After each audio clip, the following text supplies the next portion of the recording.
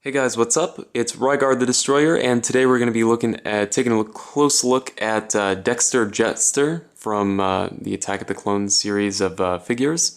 This guy is pretty cool, but before we take a closer look at him, let's go ahead and take a look at his packaging. Alright, here it is, pretty standard on the front for these kind of Episode 2 figures.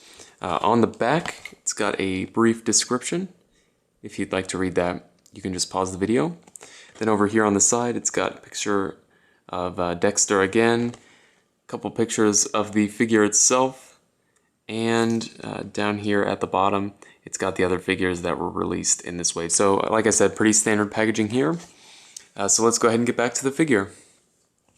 So he stands, let's see here, just about 4 inches tall. So I think that puts him right in scale with the other Star Wars figures.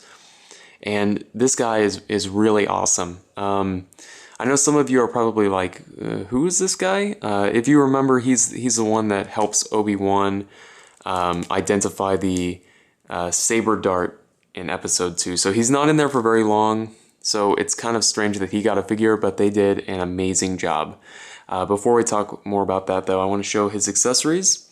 First one here is this cleaver. And it does come with a secondary accessory. It's this lightning effect. One thing I will say about the Episode 2 figures is they loved this like lightning effect. I don't know what it is about it that they liked so much, but they pretty much gave it with every figure. So this is kind of a strange accessory. This wasn't in the movie or anything, and if you look at it, it's huge. So I'm glad that they included it, but it's kind of strange. He comes with a knife here. Again, not featured in the movie. Huge. It's a pretty dang big knife. It does fit in his hands though, and I'm glad they included it. And finally, the only accessory that really makes sense is the saber dart.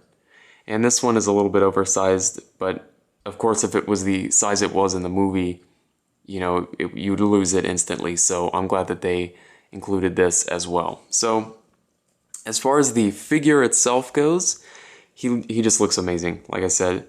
If you'll notice, he's got grease stains all over his shirt. He's got tattoos on his knuckles, if it'll focus there. You know, they did shading on all of his skin and his face and everything. I think he just looks awesome. You know, they just put a lot of detail that they don't do anymore on these figures, so I really like this one. As far as articulation goes, he has a swivel in the head.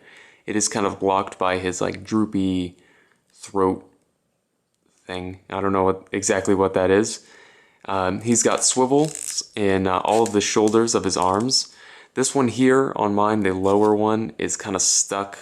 I think that's just my figure though. I think he may have been put together wrong or something. It's okay though because it's the lower arm. Then he's got a swivel in the waist, and then he's got cut joints in the hips that throw his legs out at this weird angle, but you can get him to kind of sit down if you wanted to reenact that scene where he identifies the saber dart.